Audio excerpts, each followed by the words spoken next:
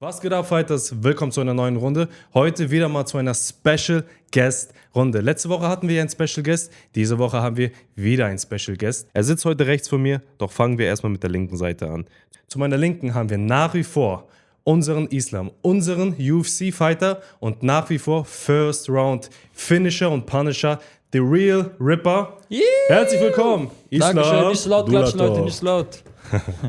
Sehr schön, herzlich willkommen. Schön, dass du heute wieder dabei bist, Islam. Dankeschön, danke vielmals. Ja, und zu unserer Rechten haben wir einen aufstrebenden MMA-Star, den Bruder von Islam Dulatov, einer der berühmt-berüchtigten Dulatovs.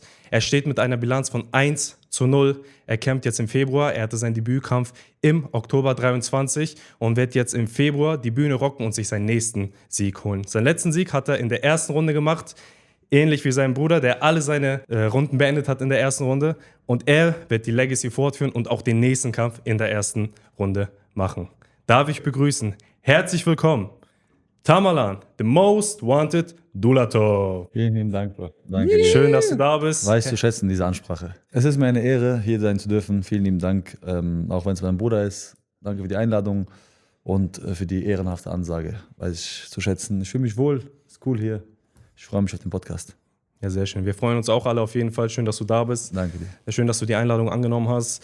Hier ist, für mich ist es ja persönlich interessant zu wissen, dass hier zwei Brüder sitzen. Der eine ein bisschen älter, der andere ein bisschen jünger. Deswegen dementsprechend werden auch interessante Fragen gestellt. Deswegen schön, dass ihr da seid. Willkommen bei den Smash Brothers. Wir können immer nach wie vor sagen, guckt euch die letzten Runden an, guckt euch diese Runde an. Es wird sehr amüsant. Teilen, liken, abonnieren. Und vor allem schaut auf unserer Homepage vorbei, smashbrotherspodcast.de. Dort haben wir eine coole Überraschung für euch. Auf jeden Fall nicht verpassen. Und jetzt, let's go. So Jungs, ich habe ja schon vorhin angekündigt, Tamerlan, du kämpfst ja jetzt auch im Februar, Genau. am 1. Februar, das ist ja schon jetzt übernächste Woche. Kurz gesagt, wie laufen die Vorbereitungen? Konntest du dich gut auf den Kampf vorbereiten?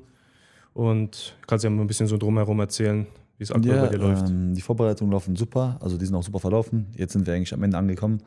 Da passiert nicht mehr viel, ist nur noch jetzt nächste Woche Gewicht machen.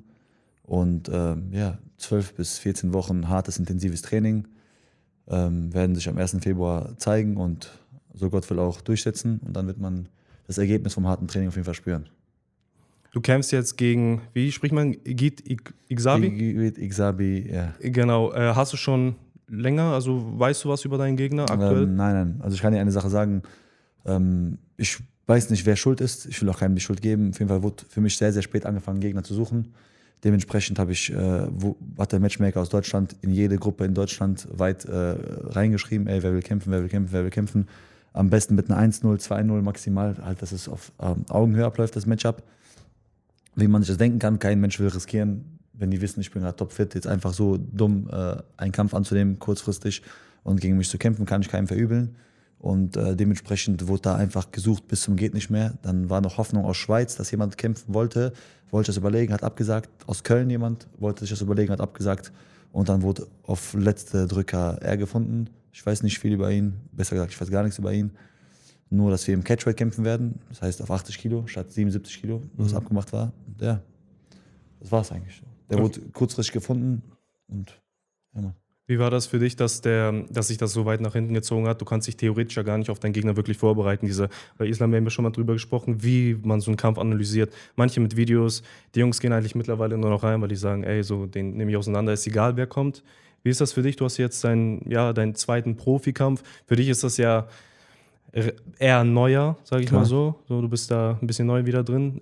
Wie ist das dann für dich vom Gefühl, dass dein Gegner so spät kommt und die Analyse so spät ausfällt? Ich sag dir ehrlich, wie du schon gesagt hast, für einen Islam, der hat schon etliche Leute in der ersten Runde gefinisht, K.O. geschlagen, vom Amateurbereich bis in den Profibereich. Ein Kerem hat über 20 Profikämpfe.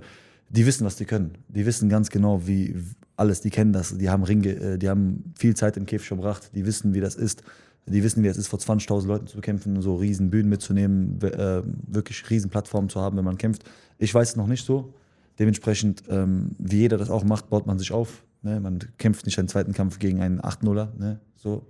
Ja. Und ja, es ist halt ungewohnt. Vor allem für mich, es ist mir sehr wichtig, früh genug zu wissen, gegen wen ich kämpfe, damit ich genau visualisieren kann, genau analysieren kann, was macht mein Gegner gut, was macht er schlecht, worauf kann ich eingehen. Weil in der früheren Phase machten die Leute halt sehr viele Fehler. Ne? Und diese vielen Fehler will man halt ausnutzen, logischerweise. Und das ist halt scheiße, ne? Nicht zu wissen, gegen wen man kämpft, nicht zu wissen, ob da was jetzt kommt oder nicht. Und dann kurzfristig sich vielleicht auf einen Ringer, der sehr, sehr guter Ringer ist, oder einen Grappler oder ein sehr guter Striker, sich darauf einzustellen. Im Endeffekt sind wir bereit für alles, aber es ist nochmal anders, wenn du 2-3 Monate lang spezifisch auf einen Typen trainierst, wo du weißt, okay, der ist Ringer oder Striker. Und, oder wenn du einfach 2 Wochen vorher erfährst, okay, du kämpfst gegen jemanden und du weißt nicht, was der kann. So.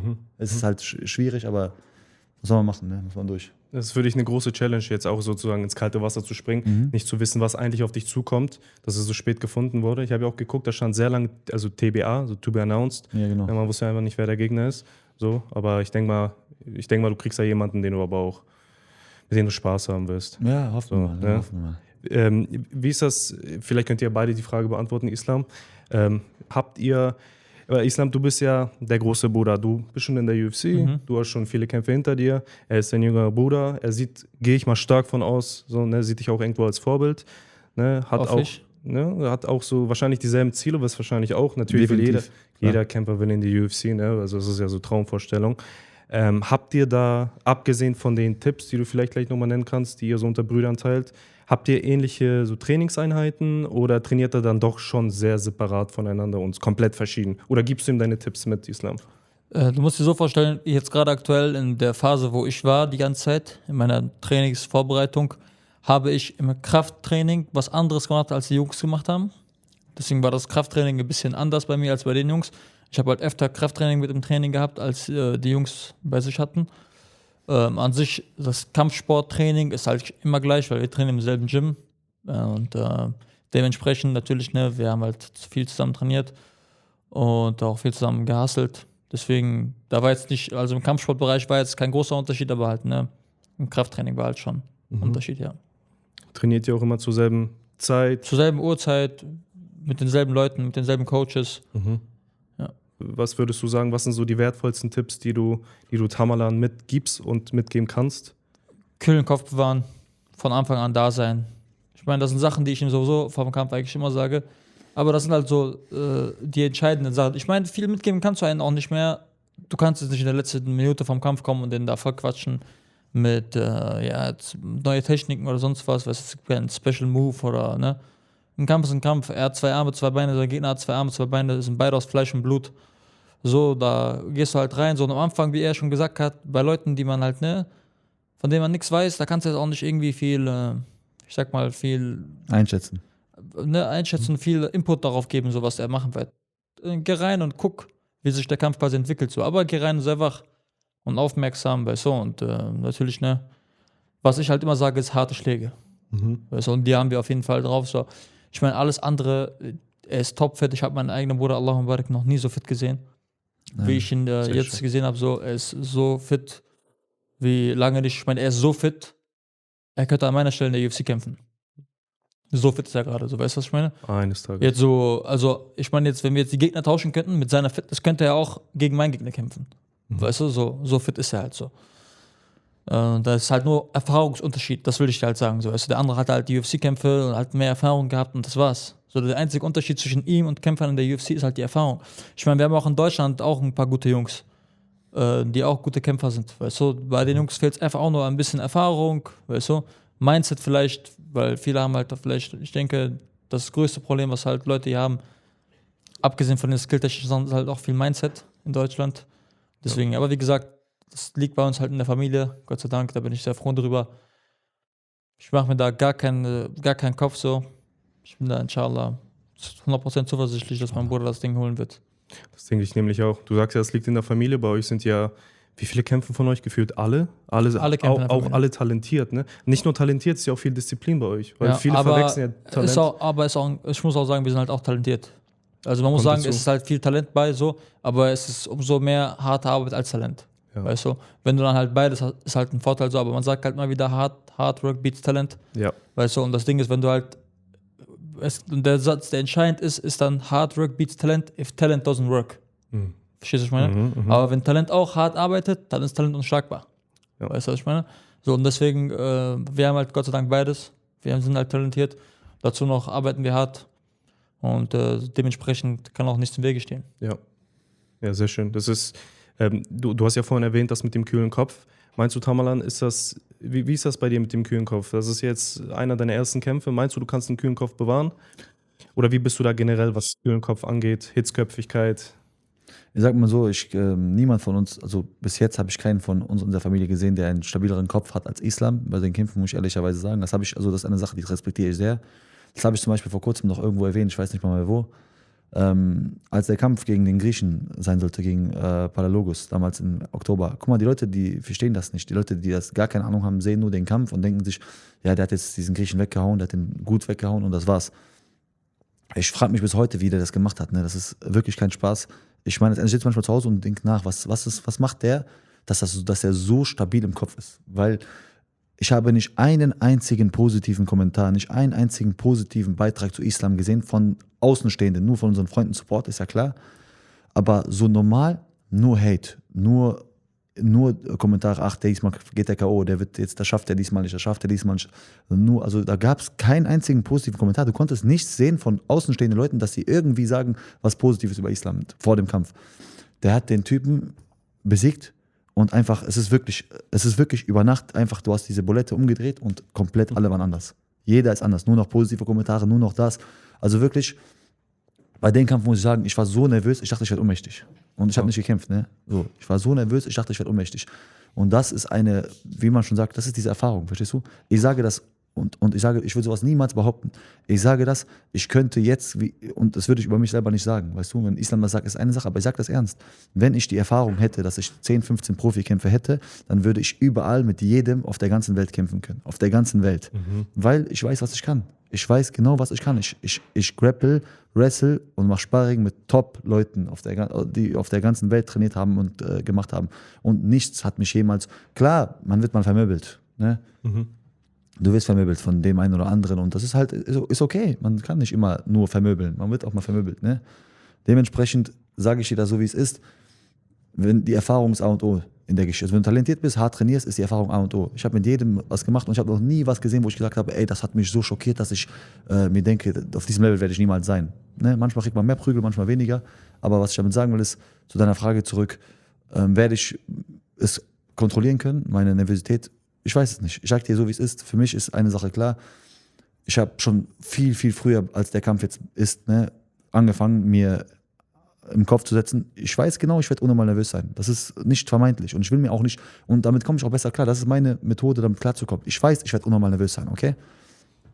Ich weiß, das wird der Höhepunkt meiner Karriere sein, weil das ist die meisten Zuschauer, vor denen ich jemals gekämpft habe, dann auch noch in meiner Heimatstadt und dann auch noch in meinem Stadtteil, wo ich aufgewachsen bin. So, das ist so eine Lautstärke wirst du, glaube ich, niemals in der Halle erleben, ne? Und es ist auch kein Geheimnis, dass die Halle ausverkauft ist, weil wegen Kerem und meinem Bruder. Ja, Weißt das du, stimmt. was ich meine? Das ist kein Was Geheimnis. an dem Abend, ich sage einfach nur so viel zu jedem, die Zuschauer werden das Video jetzt ja auch vorher sehen, achtet einfach darauf, auf die Lautstärke, achtet einfach auf die Lautstärke, wenn Tamerlan in den Kampf reinläuft. Okay? So etwas habt ihr noch nie gehört in so einer Halle. Wirklich. Achtet einfach darauf, inshallah, weil das, was da passiert wird an dem Abend, das wird Ausnahmezustand. Weil da kamen Leute hin, sowas hat Octagon noch nie erlebt. Ich bin richtig gespannt, das zu sehen. Ich schwör's dir, das hat Octagon noch nie erlebt. Wenn die dachten, Hooligans aus was weiß ich, wo sind schlimm, ne, dann haben die das, was da an den Tag anlaufen wird, noch nie erlebt. Das ist bei uns in der Hood, wo wir aufgewachsen sind. Das ist unsere Postleitzahl. Das ist bei uns wortwörtlich vor der Haustür. Ja. Weißt du, ich meine? Diese Gegend gehört uns komplett. Mit dem Stadion zusammen, mit allem drunter, was da ist. So, weißt du? Deswegen, was da abgehen wird an dem Tag, ey, da ist keiner drauf vorbereitet. Dementsprechend, was ich dir sagen will, ist, ich habe mich schon Wochen vorher darauf vorbereitet und mir selber gesagt, ey, das wird hart werden, ne? Du wirst nervös sein, aber ich habe mir immer wieder eingeredet, ey, du wirst nervös sein, okay, aber das wird dich nicht an deiner Leistung hindern können. Ich rede mir die ganze Zeit ein, ich weiß genau, es wird dieses zittrige Beine, Magen verdreht sich ein bisschen, das ist normal, das ist immer vom Kampf so, das ist ganz normal in der Kabine, wenn du weißt, du gehst jetzt rein, aber ich habe mir schon fest in den Kopf gesetzt, ey, das wird nicht meine Leistung schmälern können. Das kann meine Leistung nicht schmälern. Das ist nur im Kopf. Weil ich meine so, wird hart, ist eklig, kennt jeder. Und auch in der UFC und auch wenn du 100 Kämpfe gemacht hast, wirst du immer wieder nervös sein. Aber die Frage ist, lässt du dich davon auffressen oder kannst du das kontrollieren? Und ich bin der Meinung, ich kann es kontrollieren. Ja, sehr stark. Vielleicht wirst du sogar daraus Energie schöpfen. Sagen, ey, so Manche. weißt du. Weil das ist ja ähnlich wie Angst. Angst ist ja wichtig dafür, dass du dich schützt. Vorsichtig bist. Genau, vorsichtig bist und dementsprechend, dass du da nicht gelangweilt reingehst und denkst, okay, jetzt nichts Genau. passiert, nichts so. Das ist mir passiert zum Beispiel bei meinem ersten Profikampf. So, ich war jetzt nicht gelangweilt, aber ich war so klar und das war so entspannt. Ich habe 3 Jahre vorher nicht gekämpft. Ne? Ich bin so entspannt reingegangen so und ich war wirklich wie so Sparring. Ne? Ich gebe denen so Shake Hands, ich bin so voll am Schlafen gewesen. Und dann läuft er so irgendwie komisch rein, dann ging es direkt los. So, da war ich auch direkt da, weißt du. Aber diesmal wird das nicht passieren, weißt du. Ich werde sofort von Anfang an mir selber sagen, ey, ne, wach sein und sofort auch schon statisch da reingehen. Also vorher, ich war so Larifari, so locker reingegangen, dachte, ich taste mich jetzt an und ich denke jetzt, weil ich so bin, ist mein Gegner automatisch so. Ne? Dann kommt so ein Hooligan wie Islam und überläuft dich einfach, weißt du, ich meine so. Ja. Deshalb muss man sofort da sein und auf jeden Angriff schon vorbereitet sein oder selber bereit sein anzugreifen, weißt du. Ja, klar. Also es ist Ja, ja Mann. das Gute, dass du aus den Kämpfen lernst. Weil, Klar. was du ja vorhin erwähnt hast, wenn du so viele Kämpfe wie Islam jetzt hättest, würdest du da ganz anders reingehen. Ja. Aus dem ersten Kampf lernst du, aus dem zweiten, aus Natürlich, dem dritten. 100%. Und irgendwann gehst du mit einer anderen Attitude. Weil wir haben ja drüber geredet, Islam mit Kerim. Ganz viele Leute stellen auch die Frage, wie geht ihr mit der Nervosität vor dem Kampf um? Wie bereitet ihr euch darauf vor? Und die Jungs haben das ja eigentlich auf den Punkt gebracht. Das ist ja auch die Erfahrung, ne, Islam? Safe. So, und Wenn ich mir jetzt überlege, also ich habe den Vorteil gehabt, ich habe 15 Amateurkämpfe gehabt. Tamek hatte jetzt nur 2. Weißt du, das ist nochmal was anderes. Ich habe viele sehr, sehr starke Jungs gekämpft in meiner Amateurlaufbahn schon, ne, die in Europa gelistet waren auf Platz 1 und so weiter. Dementsprechend, sage ich mal, habe ich schon gut Erfahrung mitnehmen können. Ich hatte viel Boxerfahrung, weißt du. Im Boxen habe ich schon sehr, sehr starke Jungs aus der Elite gekämpft und wie gesagt, ich habe das immer so damit verbunden. Ich weiß nicht warum, aber ich habe das irgendwie so richtig mir zu Kopf steigen lassen, sage ich mal. Aber ich weiß, dass das bei meinem Bruder nicht anders sein wird. Das ist dieses, lass ihn 2, 3 Kämpfe machen und dann ist das so im Flow, weißt du. Das Ding ist, er hatte halt das Pech, er konnte das ganze letzte Jahr nicht kämpfen, weißt du. Und das ist sogar bei mir so. Wenn ich jetzt ein ganzes Jahr nicht kämpfe, ist meine Nervosität auf jeden Fall größer, wie wenn ich 2, 3 Monate nicht kämpfe. Also dementsprechend ist es auch jetzt kein großer Akt, aber ist halt Erfahrung. definitiv. Das war's, sonst gibt's da nicht viel. Erfahrung und immer Kontinuität. Also Ja, immer richtig. dranbleiben, machen, Ja. machen. Dann Konstanz ist halt einfach A und O. kriegst du so einen Rhythmus dann rein. Genau. Auf jeden Fall. Was würdest du sagen, Tamerlan, oder vielleicht kannst du das auch beantworten, Islam, hat sich dein Kampfstil seit den letzten Jahren oder ich sag mal seit dem letzten Kampf, seit deinem Debütkampf 2023, hat er sich verändert oder würdest du sagen, du hast eigentlich denselben Stil beibehalten, fährst immer denselben Stil oder sagst du, hat sich so verändert, dass du dich so ein bisschen auch den Gegnern anpasst? Ich sag dir ehrlich, ne, die Vorbereitung für Sparta damals war grauenhaft. Also wir sind beide krank gewesen in der Fight Week. Das war auch keine Vorbereitung. Also wirklich, ich bitte dich, Islam hat eine Woche später einen Boxkampf gemacht, eine Woche vorher war eine Hochzeit. Also das war keine Vorbereitung, weißt du, ich meine, wir sind da wirklich zum Training gefahren, so haben einmal am Tag trainiert, dann nächsten Tag nicht, dann sind wir krank geworden, also das war gar keine richtige Vorbereitung. Und dieses Jahr 2024 war für mich der Höhepunkt in meiner gesamten Karriere, weil ich einfach so viel gelernt habe und so viel umgesetzt habe. Ja. Also guck mal zum Beispiel, wenn du mich jetzt vergleichst mit 2023 Januar und 2024, ne, nimm von mir aus Mai, Juni, was du willst, ich bin ein anderer Mensch geworden. Also wirklich körperlich, meine Kraft, meine Technik, wie ich mich am Boden bewege, alles mögliche ist so auch mal ganz anders geworden. Und vor allem jetzt in der Vorbereitung habe ich sehr, sehr viel Sparring gemacht und auch gar nichts gemieden, weißt du, was ich meine? Vorher war immer so, ich wusste nicht, wozu ich gehöre. Damit meine ich jetzt, ich war manchmal wog ich 75, manchmal wog ich 73, manchmal wog ich 77. Weißt du, ich meine, das war so, mit wem mache ich Sparring? Gehe ich über 80 Kilo oder gehe ich unter? Jetzt habe ich eine klare Linie gehabt, okay, ich bin schwerer geworden, ne, so. Dementsprechend wiege ich auch jetzt über 80 und für mich war okay, alles klar, alles 80, 82, 83, 84 bis 90 Kilogramm sind meine Sparringspartner. Mit denen harte Runden, mit denen baller ich mich, weißt du, was ich meine? Und dementsprechend habe ich mir jetzt diese Vorbereitung komplett, Jihad Akipa 90 Kilo, Kennedy Rayomba 90 Kilo, weißt du, Ivan Tagner 85 Kilo, weißt du, ich meine, nur mit solchen Leuten habe ich auch gemacht. Ich bin auch zum UFD oft gefahren, habe dort auch Sparring gemacht mit den Jungs so. Und wie gesagt, ich habe mich von nichts, also ich habe nichts gemieden, ne, um jetzt hier zu sein, um meinen Stil so anzupassen. Ich bin aggressiver auf jeden Fall geworden. Das muss man sagen, bei Islam und mir ist das wie Tag und Nacht Unterschied, ne? Sein Stil und mein Stil. Ich bin so, ich lese den Gegner und arbeite mit dem, was er mir gibt und Islam lässt den gar nicht atmen, weißt du, was ich meine? Okay. Der geht rein und überläuft und ich bin so, okay, ich arbeite technisch sehr, sehr viel. Und zum Beispiel jetzt, ohne mich jetzt irgendwie selber zu loben, wenn du meinen ersten Kampf anguckst, wie ich mich bewege und was für Sachen ich mache, ich war so klar im Kopf, ich wusste ganz genau, was ich mache. Ich wusste 1:1, was ich mache. Ich habe sogar im Kopf gehabt, alles klar, ich hau hier gar nicht so viel, weil ich will keine Kraft verschwenden. So, ich arbeite so, weißt du, was ich meine? Der schlägt so lange, bis da kein Gras mehr wächst. Weißt du, was ich meine? So. Und ich bin so, okay, alles klar, was passiert, wenn der Typ, wenn ich jetzt schlage und der Typ das irgendwie hier überlebt? Weißt du, ich meine, ich denke so und handle taktisch, dass ich das aber trotzdem noch irgendwie finische. Sei es mit einem Würger, sei es mit harten Schlägen. Aber ich denke einfach nur Schläge, bis der Typ Liegt. nicht mehr will. Ja. Weißt du, ich meine, so. Ja. Irgendwo finishen wir beide dann, aber Das haben wir anders. jetzt angepasst. Das ist anders halt, ne? Anders. Inwiefern angepasst? Also, Ich habe jetzt bisher mal im Kampfstil gearbeitet. okay. Also Nicht ich sag dir eine Games, Sache, ne, anders war. nur mal so in den Raum zu werfen. Das sagen wir denn jedes Mal. Also guck mal, wenn die Leute denken, dass er seine Gegner schnell finisht mit diesem Stil, dann wissen die Leute nicht, was der mit den Leuten, also wie schnell der die finishen würde, wenn der einfach normal arbeiten würde. Nur eine Sache kurz, was ich schon immer loswerden wollte und jetzt habe ich gerade die Möglichkeit dazu. Der Kampf gegen den Griechen, weißt du noch, dieser Palaiologos-Kampf. Guck mal, bis zu dem Zeitpunkt, wo der Islam die Rechte zum Körper schlägt, der Typ kriegt den gegen Ellbogen, die Hand rutscht runter, der prallt den Schlag ja quasi selber ab. Islam hat ja nicht tiefer geschlagen, er hat zum Körper geschlagen, der Junge kriegt den gegen Ellbogen, drückt die Hand runter und dann geht die Hand zum Körper runter. Der Schlag wird quasi pariert nach unten. Nicht von Islam, sondern vom Gegner. Es passiert. Bis dato hat der Islam, also der Kampf war da vorbei, der Kampf wäre da, wäre der Schlag nicht zum Körper gekommen, wäre der Typ da K.O. gegangen. Es wäre nochmal links, rechts gewesen, der Typ wäre gefallen. Das ist ja, hat man ja sofort gesehen, das waren 40 Sekunden. Aber zum Glück lief der Kampf weiter, weil sonst hätten die Leute Ausreden gehabt mit, ja, der hat Tiefschlag bekommen hin und her. Und in dem Moment, wo der Typ runtergegangen ist, hat er erst verstanden, was passiert hier gerade eigentlich. Und ich sag dir, jeder, der schon mal gekämpft hat, wird jetzt verstehen, was ich meine. Als der Typ runtergegangen ist, und ich bin ein sehr, sehr guter Analytiker, ich bin so ein kleiner Hacker, weißt du? Spaß. Auf jeden Fall, ich will damit sagen, so, als der Typ runtergegangen ist, hat er sich umgeschaut, er hat seinen Trainer gesehen, der hat gecheckt, okay, alles klar, jetzt verstehe ich, wer Islam Dulatov ist. Der hat vorher gedacht, so, der hat gar keine Zeit gehabt zu überlegen. Der geht rein, auf einmal kriegt er LKW-Schläge ins Gesicht und denkt sich, oh mein Gott, wie überlebe ich das? Dann passiert der Schlag, der kommt klar, der kommt runter, denkt sich, okay, alles klar, wie überlebe ich das jetzt hier? Dann denkt er nach, atmet erstmal ruhiger und denkt sich, okay, alles klar, trifft der Junge mich, bin ich weg.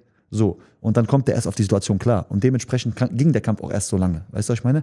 Aber wäre der Schlag zum Körper gar nicht passiert, also wäre das nicht so gekommen, dass er den abprallt und der Referee unterbricht und man wieder klarkommt, ne? Wäre der Kampf viel früher zu Ende gewesen. Bis dato war der Kampf aber top. Guck dir den Kampf an. Wir haben gesagt, der Typ macht genau 3 Sachen. Okay? Der macht Takedowns, geblockt. Der macht Calf-Kicks zur Wade, geblockt. Islam direkt geblockt, Bein hochgezogen und der zieht Knie richtig hoch zum Kopf. Hat er auch im Kampf gemacht und Islam sogar getroffen. Die 3 Sachen macht er. Die hat er nicht umsetzen können. In den ersten 40 Sekunden ist runtergegangen. Und nach dem Kampf, ich habe sogar noch Islam, weißt du noch, als ich geschrien habe, ich schreie, die Halle ist voll, ich schreie mit meiner Seele, Islam, Islam, bis der mich sieht, in der ganzen Menschenmenge. Ne? Ich sag zu ihm, ruhig, mach jetzt nicht den Hooligan. Ich sag so nach dem Motto, nicht jetzt durchdrehen.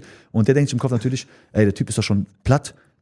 Sein Schalter dreht sich um, Alter, und denkt sich, okay, alles klar, ich überlaufe den jetzt einfach. Und dementsprechend läuft der rein, aber das ist nicht irgendein normaler Typ gewesen. Er ist Black Belt Jiu-Jitsu gewesen und ein Black Belt Jiu-Jitsu musst du verstehen, das habe ich Islam immer erklärt. Ich habe mittlerweile so viel Boden gemacht, ne? Guck mal, du kannst mich wirklich ohnmächtig machen, mich aufwecken und ich mache sofort weiter. Also Grappling ist so eine Sache, wenn du ein guter Grappler bist, dann so ein Black Belt, der macht immer weiter. Also egal wie platt er ist. Und egal auch aus welcher Situation. Der kriegt gerade einen Schlag, der macht da Boom, Armbar. Islam haut auf den einen, sein Sauerstoff ist gar nicht mehr im Gehirn, der kriegt keine Luft mehr. Der haut einfach einen Armbar raus und packt Islams Arm und dreht den fast weg. Weißt du, was ich meine? Damit will ich dir sagen, solche Leute, du schaltest die entweder komplett aus oder die werden mit dir bis zum Ende kämpfen. Das heißt, bis zum Ende, entweder der ist weg oder du bist weg. Und dieser Typ hat gezeigt, ey, der ist ein Grappler, der ist runter, der packt den Arm, also der hat, egal aus welcher Situation, irgendeine Submission versucht anzusetzen, hat der Islam natürlich gut verteidigt. Aber ist auch normal, der ist jetzt, du musst auch, so ein Typ zum Beispiel, der kämpft seit 15 Jahren. Weißt du, ich meine, 15 Jahre, Bruder. Da war ich 9. Weißt du, ich meine, also er kämpft so lange schon, da habe ich nicht mal gekämpft.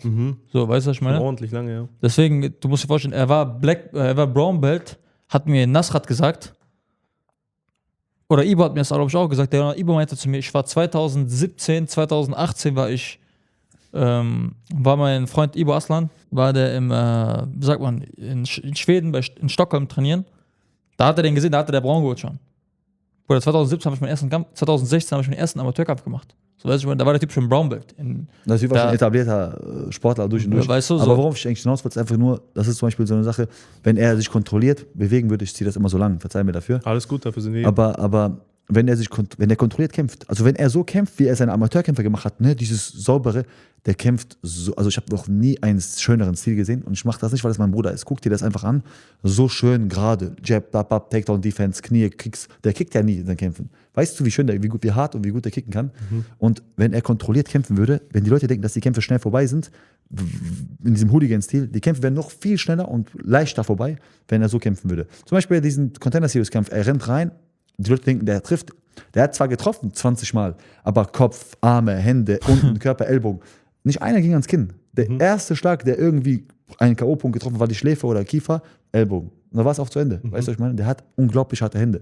Und wenn er das ruhig machen würde und locker kämpfen würde, würde er auch viel, viel besser. Aber der Ding ist, der denkt sich im Kopf einfach nur, ich will hier schnell raus. Er ist so, der will rein und wieder raus. Weißt du, ich meine so. Aber wie gesagt, der passt das gerade an und hoffentlich die nächsten Kämpfe haben wir 2-3 Minuten, um den zu sehen, kämpfen zu sehen. Ich hab auch den Kampf gesehen. Ich habe des Öfteren schon gehört, seine Schläge sind wie LKWs. So, ne? Die gehen einfach durch, 40 Tonner. So, ne? Ich habe auch den Kampf gesehen und du hast ja auch oft vermieden, dass er auf den Boden mit dir geht. Ne? Und er hat irgendwie einmal in deinen Handschuh gegriffen. Ne? Ja. Einmal, um dich runterzuziehen. Ja, hat mir die Handschuhe reingegriffen, was auch eigentlich illegal ist. Ja. Als allererstes, wenn ich einen Schlag hau in seinen Bauch, ich kann gar nicht schuld sein. Jeder Typ, der 1 zusammenbricht, Digga, was kann ich dafür, dass der einen Schlag auf seinen Ellenbogen kriegt und den nach unten pariert? So, da gibt es gar keine Diskussion. Und es ist im Kampfeffekt passiert. Okay, und ich habe ihn direkt weitergeschlagen. Boom, boom, boom, boom, ist er gefallen. Normalerweise ist der Kampf dort vorbei. Weißt du, der Kampf Was am lustigsten ist, dass keiner mitbekommen hat, das ist ja unglaublich. Das ist ja wirklich, das ist so krass lustig. Wir sind in der Kabine, ich denke mir so, dieses Gelaber, was die Referees dir immer vorher erzählen, du hörst eigentlich gar nicht genau, zu. Aber wir sind zu dritt am Stehen, der redet und ich denke mir so, okay, ich höre jetzt extra zu. Weil er sagt auch selber in dem Moment, protect yourself at all time. Er hat genau so gesagt, Islam, wenn du dir in dein Auge greifst. Nein, er meinte, wenn er dir ins Auge pickt und Islam, du machst so. Und ich sag nicht Stopp und der Typ haut weiter und schlägt dich K.O., ist der Kampf zu Ende. Wenn er dir zu den den Tiefschlag macht, ne? So.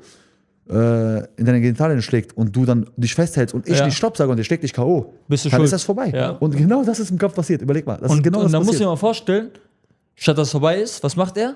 Ja, aber das kann ich dir nicht mal übel nehmen, weil Aber- die Halle hätte da Und das Ding ist, du musst dir vorstellen, er guckt auf die Reaktion der Halle. Der sieht, okay, alle wollen diesen Kampf weiterkämpfen sehen, wo der Kampf eigentlich schon vorbei ist. Und dann hat dieser Matchmaker, der Besitzer von Octagon, hat einfach gesagt, komm, mach einfach weiter. Und er hat einfach weiterlaufen lassen. So, normalerweise in der Regel wäre der Kampf da schon vorbei. Muss man aber den Griechen auch lassen, der hätte auch sagen können, ich will nicht mehr kämpfen. Und dann hätte man, wenn man so guckt und das Referee-technisch, wenn der Referee so gegen uns wäre, hätte man da erstmal sagen können, No Contest oder Disqualifikation oder so. Weißt du, ich meine so?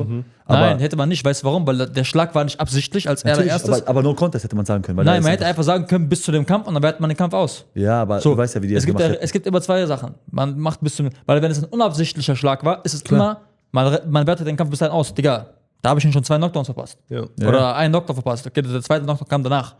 Auf jeden Fall sah er nach 30 Sekunden aus, als wäre er tot. Also ich meine, da hat er keinen Schlag noch gelandet, da habe ich ihn schon 17 Schläge verpasst, glaube ich.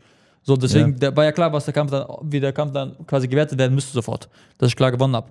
Digga, 2 Punkte, ich werde ins Gesicht getreten, obwohl ich grounded bin. Ist absolut. Das habe ich aber auch absolutes gepostet. Ne? Ich No-Go. habe das richtig krass analysiert. Dazu noch und gepostet. greift er mir meinen Handschuh rein, auch absolutes No-Go. Für beide Sachen müsste er den Abzug kriegen und keiner wird das. Aber gut, ein Tiefschlag, den ich nicht mal selber provoziert habe, sondern dass ich ihn in seinen Bauch schlage, jeder Mensch mit 2 Augen, nochmal, jeder Mensch mit 2 gesunden Augen, ja, sieht das? Man schlägt in den Bauch rein, okay, und der Typ pariert den Schlag ab und leitet den Schlag runter zum Tiefschlag. Bedeutet, ich kann gar nicht schuld sein, weil er hat das quasi herausprovoziert. Weil hätte er das nicht gemacht, wäre mein Schlag in seinen Bauch gekommen. Fertig. Clean Shot. Lange Rede, kurzer Sinn, auf jeden Fall, das wollte ich schon mal loswerden. Das ist klar, kann man es nicht stellen anscheinend. Ja, aber auf jeden Fall, also ich fand den Kampf richtig krass. Auch zum Ende hin, wie waren die letzten 3-4 Sekunden, hast du ihn nochmal auf Boden? Letzte Sekunde. Genau, Knie, sogar auf 1, Backe, irgendwie so, ne? Ja, weißt du, ich habe ihn in der letzten, weil das waren die letzten 10 Sekunden, ich dachte mir, okay, bevor die Runde vorbei ist, gebe ich ihm nochmal so richtig paar Dinger. Und jetzt nochmal auch eine andere Sache. Viele haben gesagt so, ja, wenn der Kampf in die zweite Runde gegangen wäre, Junge, in der ersten Runde, nachdem die vorbei war, sein Auge war zu. Okay, wenn die Ärzte ihn überhaupt, okay, und eine Sache, weil Leute meinten, ich war kaputt. Zeig mir eine Stelle, wo wir im Stand-Up stehen, wo ich nicht schlage. Zeig mir eine Situation. Junge, egal wie kaputt ich bin, ich schlage weiter. Egal wie kaputt ich bin, ich schlage immer weiter. Guckt euch den Kampf an. Jede Situation, wo ich am Stehen bin, siehst du mich auf ihn einprügeln. Jede Situation. Und genauso wäre es in der zweiten Runde weitergegangen. Junge, ich hätte 1 Minute Luft geholt, ich wäre rausgekommen, sein Auge wäre schon zu, ich hätte 2 Bomben verpasst, der wäre K.O. gegangen. Ja. Weißt du, so so wäre die zweite Runde geendet, weil viele meinten, ja, ich weiß nicht, wie die zweite Runde geendet. Genau so wäre die zweite Runde geendet. Für alle, die es nicht wussten, jetzt wisst ihr. Ich wäre rausgekommen, hätte den 2 Fäuste verpasst, sein Auge wäre wahrscheinlich geplatzt, weil er sowieso schon so krass. Ne? Wobei ich mir nicht vorstellen kann, wenn ein vernünftiger Arzt ist, der den weiterkämpfen lässt, weil das Auge war ciao. Ja, war tot. So, weißt du, das Auge war komplett, das hat jeder Mensch gesehen. So. Allein auf der Pressekonferenz, Junge, der hat sein Auge nicht aufbekommen. Ja. Nichtsdestotrotz, Props an den griechischen Bruder. Safe. Ich habe auch mit denen geredet, ist alles cool. Also, mir geht es ja auch gar nicht so, aber ne, für die Leute, die gefragt haben, so, ja, was wäre in der zweiten Runde passiert? Genau das wäre passiert. Ganz einfach. So, deswegen. Und kämpft mal bitte einmal, also geht mal nur in den Käfig rein und versucht mal links, rechts zu hauen, Leute. Dann werdet ihr verstehen, wie ernst, wie ein Kampf sich anfühlt, wenn ihr da reinkommt und eure halbe Ausdauer schon weg ist an Aufregung. Geht mal da rein und schlagt mal 5 Minuten lang durch. Es war ja ein Kampf, ich kann mir nicht mal vorstellen, wie du das. Also, du kannst Luft für 10 Runden im Sparring haben, das reicht nicht für diese Runde. Die haben sich von der ersten Sekunde an bam, bam, bam, und guck mal, Boden Bruder, aufstehen, Boden aufstehen. Ich weiß ja auch ganz genau, warum ich auch so High-Tense immer fahre. Auch beim letzten Kampf hat man das gesehen. Ich könnte mir jetzt 2 Minuten lassen, abtasten und so langsam in den Kampf reinkommen und dann könnte ich 5 Runden kämpfen. Das hast du zum Beispiel bei Kedem letztes Mal gesehen. Okay, der ist reingekommen, hat perfekt abgetastet, gemacht, getan, bum, bum, und da hat seine Kondition, hast du gesehen, 5 Runden, der hätte sogar noch weiter kämpfen können. Mhm. Warum? Weil er ist langsam in den Kampf gekommen. Aber jetzt stell dir mal vor, der Kedem wäre jetzt reingekommen, hätte das gemacht in den ersten 10 Minuten, was ich gemacht habe. Denkst du, er hätte 5 Runden gekämpft? Niemals. Nein. Weder er noch der andere. Warum? Weil diese Intensität, die du am Anfang reinkommst, da bist du ja noch gar nicht. Das ist ja wie, als ob Motor du läuft nicht warm. V8-Motor, boom, auf einmal drückst. Warum? So gehen ja die Autos kaputt. So. Und da weißt du auch ganz genau, okay, jeder Motor muss erstmal vernünftig warm laufen. Und dann kannst du den Motor auch 300 fahren. Weißt du, aber du kannst keinen Lamborghini starten und auf einmal auf Autobahn 300 drücken. So. Kannst du, aber dann geht der kaputt. Ja. Dementsprechend, weißt du. Und das meine ich halt auch, wenn du den Körper nicht warm fahren lässt. Und das habe ich halt nie zugelassen. Ich komme rein, es gibt so, guck mal, einen Kampf gegen Georgi Kankava. Dieser Typ, wo die meinten, ey, der ist älter, der Mann. Das war ein geiler Kampf. Da habe ich 2 Runden, das erste Mal in 2 Runden gekämpft. Da habe ich mir die Kondition noch aufgeteilt, weil ich halt wusste, okay, ich habe für diesen Kampf 3 Wochen trainiert. So überwiegend Fitness gemacht und dann 3 Wochen Kampfsport gemacht und bin dann rein, hab gekämpft. Aber da habe ich 2 Runden gekämpft, habe in der 2. Runde K.O. geschlagen. Aber was habe ich da für einen geilen Kampf gemacht? Kicks, Knie, weißt du, alles verteidigt, hin und her gemacht, getan. Weil ich auch gesagt habe, okay, hier fange ich langsam an. Ich fahr zwar High Intense, aber ich fange trotzdem langsam an. Schläge eintimen. Ne? Weißt du, und das Geile war auch einfach, die Leute haben gesagt, ey, der sieht voll schwach aus, weil der sah halt alt aus, der war aber gerade mal 34. So, und Bruder, brutaler Typ, hat damals gegen Johann Lidon gekämpft, weißt du, damals seinerzeit Glory Champion und so, also, oder Weltmeister im Kickboxen, Muay Thai und so. Also der Typ war brutaler Kämpfer, hat über 150 Kickboxkämpfe gehabt. Starker Mann. Und mit dem habe ich halt nur im Striking geballert. Ein anderer Junge, der MMA kämpft, wird bei so einem Gegner sofort zum Takedown shooten, wird ihn runternehmen, wird ihn das submitten. Weißt du, mein Bruder meinte auch zu mir, mach's dir einfach, geh rein, Mitte hin. Ich meinte auf gar keinen Fall, mit dem Typen will ich eine richtige Ballerei haben. Ich habe ihn sogar dazu gebracht, dass er am Ende versucht hat, einen Takedown zu machen. Muss ich mal vorstellen. Der ist da in MMA umgestiegen, der kommt auch vom Stand-Up, der wird keinen Takedown machen im Kampf. Weißt du, ich meine? Ja, aber da siehst du mal, wie verzweifelt er gewesen sein muss, dass er einen Takedown shootet, obwohl er, ich sag mal, über 150 Kämpfe hat. Aber ich will auch nicht lügen, er hat mich auch oft hart getroffen, war ein guter Mann auf jeden Fall und war ein geiler Kampf. Ja, das stimmt. Was würdest du sagen, Taman? Ich habe eigentlich noch eine gute Frage, das hast du vorhin ganz gut erwähnt. Das könnt ihr gerne beide beantworten. Und zwar, wie ist es für dich, deinen älteren Bruder kämpfen zu sehen? Ist es schwieriger, eher zuzuschauen oder eher selbst zu kämpfen? Und die Frage kannst du auch gerne beantworten, deinen jüngeren Bruder zu sehen? Brauche ich gar nicht lange zu fackeln. Das ist das Schlimmste, was es gibt. Ihn kämpfen zu sehen, ist für mich das Allerschlimmste. Vor allem, wenn ich nicht dabei sein kann, wie jetzt in Amerika. Es gibt so einen Videoclip von mir auf TikTok. Ne? Da gucke ich gerade den Kampf von Islam und das hat irgendwie 1,4 Millionen Likes, 100.000 Likes und 1,5 Millionen Aufrufe oder sowas. Ne? Da bin ich so gerade den Kampf am gucken von der Contender Series bei Dana White und ich sag dir, das war die schlimmste Zeit das waren die schlimmsten paar Tage in meinem Leben. Ne? Ich habe mich so, und ich habe bei weitem Schlimmeres in meinem Leben erlebt. Ne? Ich rede jetzt wirklich, jetzt stellt euch mal vor, die mich kennen, wissen, wie viel ich in meinem Leben erlebt habe, aber ich sag dir, das war für mich, boah, Bruder, ich habe nicht geschlafen, mir ging es nicht gut, ich konnte nicht essen, den ganzen Tag, ich habe doch trainiert und konnte nicht essen, und du weißt, so schlimm war es. Ne? Also wie gesagt, kurz und knapp, ist viel, also viel weltenweit schlimmer zu sehen, wie er kämpft, als selber zu kämpfen. Das ist nichts dagegen. So, ja, ist crazy. Gehst du lieber selber in den Ring und Natürlich. bist lang nicht so aufgeregt und nervös, wie wenn Bro, du also eigentlich wirklich zuguckst, nicht ne? ansatzweise. Nicht mal, wenn ich dran denke, dass ich jetzt gegen einen kämpfe, wo ich weiß, ey, der wird mich jetzt 5 Runden lang vermöbeln. Also, Bruder, das ist wirklich, kann man nicht vergleichen. Zu schlimm. Ich meine, ich habe einen Clip gesehen, wo du gesehen hast, dass er seinen Gegner bei der Contender Series ausgenockt hat. Bist aufgesprungen. Ja, das ist das Video. Das ist das Video. Genau, das das habe ich Video. gesehen. Da hast du Ja. aufgeschrien. So, ja, Ey, und so, ne? weißt du, was da passiert ist? Ich bin aufgesprungen. Ich habe ja den ganzen Tag da nicht gegessen gehabt, nicht getrunken gehabt. Ich schwöre, das siehst du im Video, wenn du das anguckst. Ne? Ich schreie und weil ich so schnell aufgestanden bin, dann bin ich ganz kurz so ruhig. Ich schwöre, ich habe schwarz vor Augen gehabt. Ich habe schwarz vor Augen gehabt, weil ich dachte, ich werde ohnmächtig. Und ich war so kurz davor, mein Fernseher Aber glaubst du durchzuhauen. mir, genau das gleiche hatten mein Bruder Jibril Sulmek auch? Ja, ja. Ey, alle 3 sind was K.O. gegangen. Ich habe so geschrien. Heftig. Und ich habe meinen Eltern gesagt, weil mein Vater hat einen Herzschrittmacher. Und ich habe meinen Eltern extra gesagt, dass sie den Kampf nicht gucken sollen. Weil ich wollte nicht, dass mein Vater dieses Adrenalin so, weißt du, weil ich mag das, wenn mein Vater generell meine Kämpfe guckt. Da habe ich noch extra meinem Vater so gesagt, chillt, geht schlafen. Wenn ihr aufwacht, ist das vorbei, da ist am einfachsten. Da kriegt ihr morgens früh eure Nachricht so, dass ich schon gewonnen habe und so. Weißt du, meine Mutter so war die ganze Nacht am Beten und so. Und mein Vater ruft mich an. Ich habe meinen Vater angerufen nach dem Kampf so. Ich sag so, oh, ich habe gewonnen und der sagt so, ich weiß, ich habe das schon mitbekommen. So, irgendeiner von meinen Brüdern hat ihn angerufen gehabt. Meine Mutter ruft mich an, die sagt so, ja, ich war am Beten so die ganze Zeit so voll. Meine Mutter ist so eine, wenn es ums Kämpfen geht bei mir, eigentlich die ist eine sehr starke Person, aber wenn ich so kämpfe, die ist dann so voll aufgeregt, weißt du, ist ja klar, ne? Ist Mutter. Verständlich, ja, klar. Und meine Mutter ist am Beten, mein Vater kommt so reingelaufen, komm, hör auf zu beten, das reicht und so, der hat schon gewonnen, er hat den K.O. geschlagen und so, du kannst jetzt aufhören und so, verrück dich wieder und so. Weil meine Mutter war so, die war halt wirklich gefühlt bestimmt 2-3 Stunden halt nur am Beten die ganze Zeit, weil die halt so Angst hatte, die war halt todesaufgeregt so. Weil sogar meine Mutter weiß halt, wie wichtig dieser Kampf quasi war, weißt du? So, weil mittlerweile Eltern, mein Vater kennt sich so mit Kampfsport aus, er weiß genau, was er immer UFC Im Endeffekt, alles meine ist. Mutter möchte eigentlich, dass wir einfach gar nicht kämpfen. So. Wie jede Mutter. Aber wenn wir kämpfen, dann ist sie natürlich aufgeregt Richtig. und unterstützt uns, wie es geht. Ne? Und das ist ihre Art und Weise, uns zu unterstützen. Ich sagte ja, aber wie gesagt, das ist, Bro, das ist so ein Gefühl, will ich nie wieder haben, Alter. Ich habe gar keinen Bock mehr drauf. Und ich war gar nicht aufgeregt. aufgeregt, ne? Das ist das Lustige. Also bei mir war das so, wir haben es ja letztes Mal besprochen, ich hatte Entzündungen im Körper, ich hatte alles, ne? Aber ich habe die Jungs angeguckt, ich habe an selben Morgen ja noch gekotzt. Und meine Freunde, ich habe den in deren Gesicht gesehen, so.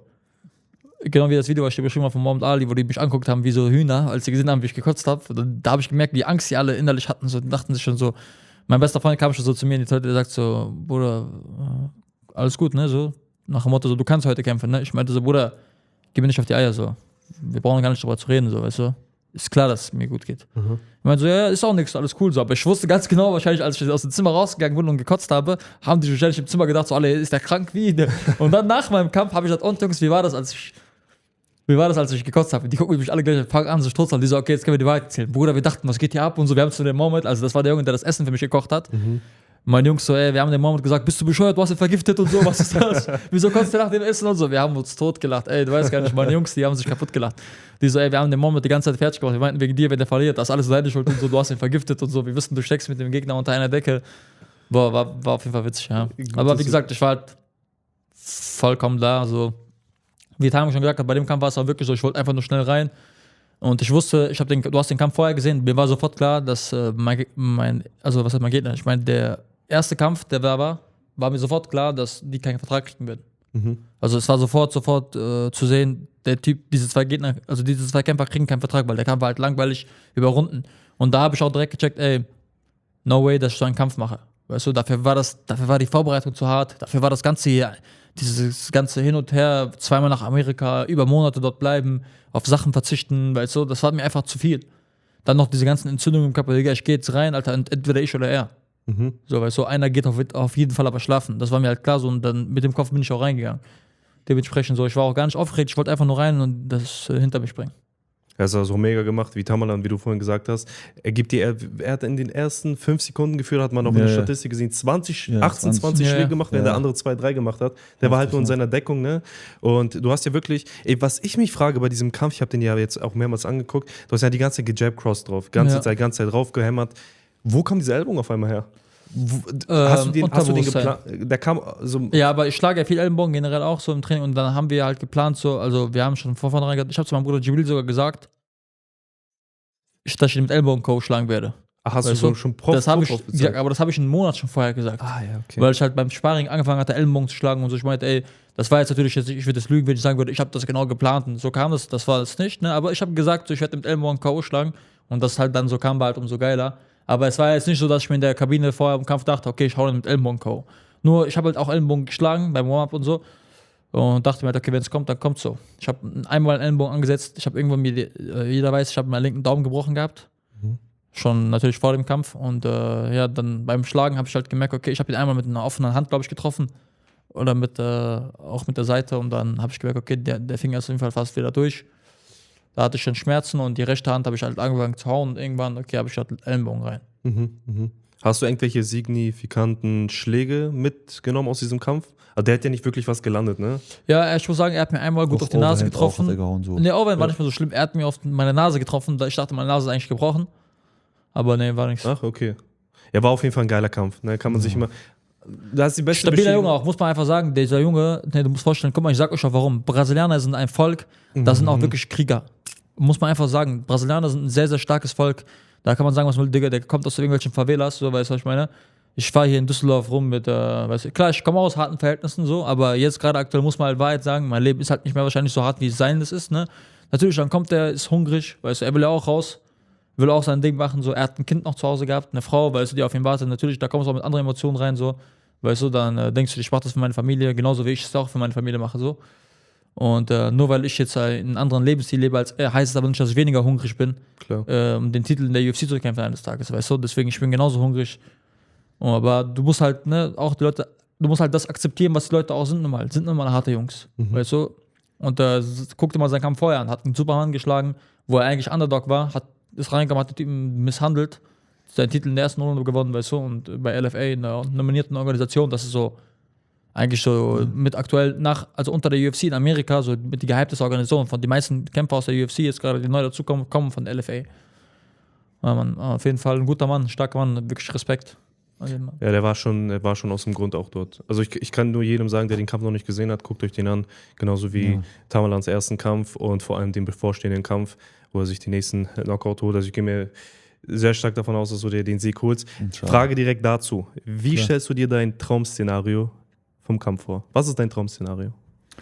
Mein Traum-Szenario ist, ich sag dir ehrlich, ich bin, ob du mir glaubst oder nicht, das sage ich jetzt echt zum ersten Mal hier öffentlich, ich schwöre dir, ich bin nicht so ein Fan von K.O.-Schlagen, ne? Ich bin nicht so ein Fan von, weil egal wie das jetzt gerade klingt, immer wenn jemand K.O. geht, tut mir das richtig leid. Glaubst du mir das? Das ist richtig komisch, ich weiß nicht, wie ich das erklären soll. Auch wenn Islam seine Gegner K.O. schlägt, egal wie sehr ich mich freue, denke ich mir so, ey, wie würde ich mich fühlen, wenn ist immer der Sport, klar, das muss man so hinnehmen. Jeder, der da reingeht, kennt das Risiko, ne? Das ist ganz normal. Das Risiko ist nicht nur K.O. gehen, das Risiko ist sogar, dass du dabei sterben kannst, ne? Klar. Gott bewahre uns. Aber ich will damit sagen, ich schwöre dir, ich bin nicht mehr so ein Fan von Dings. Ich habe so eine Dings irgendwie aufgebaut. Wenn es geht, will ich Leute einfach submitten, am besten auschoken, ohne dass sie sich große Schäden holen. Mir ist es natürlich egal, wenn ich den K.O. schlage, schlage ich den K.O., aber im Endeffekt will ich, dass der Gegner den kleinstmöglichen Schaden davon trägt und irgendwie gesund und nicht allzu schlimm aus dem Kampf rauskommt. Natürlich will ich vorzeitig gewinnen, das heißt, es muss über einen K.O. gehen oder über einen TKO oder über eine Submission, aber Submission wäre schon cool, also reinlaufen, direkt gucken, was der Gegner macht, und ich glaube nicht, dass jemand lange Bock hat, im Stand zu bleiben, weißt du, ich meine, entweder er shootet oder vielleicht shoote ich und dann kommt es zum Szenario, was kommen soll, weißt du, ich meine, also ich bin so mittlerweile, ich habe Bock auf so einen Khamzat Chimaev-Stil, ohne so diese viele Ringen, sondern wirklich direkt zu Submission, direkt ausschoken, irgendwas machen. So, mein Traum-Szenario wäre einfach rein, so schnell wie möglich, ich habe gar keinen Bock drauf, weißt du, ich meine, ich habe so hart trainiert, ich will wirklich da rein, so schnell wie möglich wieder raus und danach die ganzen Kämpfe von den Jungs auch angucken, weil ich stelle mir auch immer vor, wie geil das ist nach dem Kampf mit dem Sieg, Kerim, Lom unterstützen und weißt du, ich meine, die ganzen Jungs generell supporten und dementsprechend Jihad, Traum-Szenario rein, 1-2 Minuten Submission und dann raus da. Ich sag dir ehrlich, die Jungs, die mich kennen, wissen, Guillotine, Triangle und Darts-Choke ist, wenn ich einmal einen da drin habe, ich lasse den nie wieder raus. Darts-Choke ist eine Technik, ist ein bisschen schwer zu erklären, aber die Kenner, die werden es kennen, und meine Vorstellung ist, also für mich wäre das coolste Szenario Triangle, Guillotine oder Darts-Choke, eine von den drei, weil das sind meine Lieblings-Submission und die mache ich auch sehr, sehr gut. Und das wäre mein Traum-Szenario. Wenn du eins davon sagst, sage ich Triangle, weil Triangle ist so quasi zwischen den Beinen, Arm ist eingeklemmt, da kannst du hauen und würgen, beides gleichzeitig, weißt du? Das wäre so ein cooles Szenario. Du hast ja deinen Amateurkampf, du hast ihn ja ausgechoked. Genau. Einen habe ich gechoked, einen habe ich Ground and Pound gefinisht und meinen Profikampf habe ich auch Ground and Pound gemacht. Also ich habe auch jetzt bis jetzt jeden Kampf, den ich gemacht habe, die 3 Kämpfe, alle gefinisht, ja. Okay, ich habe schon mitbekommen, du bist im Boden sehr, sehr stark, ne? Ja, Bodenkampf ist genau okay. dein Ding. Was hast du gesagt, du bist Hacker, Zauberer auf dem Boden? Ich Das bin waren so ein deine kleiner Worte, Hacker, wie ne? der Keanu sagen würde. Schöne Grüße. Wie kommt's, dass du so gut im Boden bist? Ist das so dein Favorite? Ich Hast du bin jetzt irgendwann nicht gemerkt? der beste Kämpfer auf dem Boden. Ich meine, ich bin ja eigentlich vom Stand-Up, genau wie Islam so. Weißt du? Aber ich habe irgendwann mir einfach gedacht, ey, wenn ich da ganz oben mitmischen will, muss ich einfach anfangen, da wirklich alles so mir anzugucken. Ne? Ich habe jetzt mit jedem, ich habe mit Leuten trainiert, die wirklich auf der ganzen Welt Titel geholt haben, weißt du?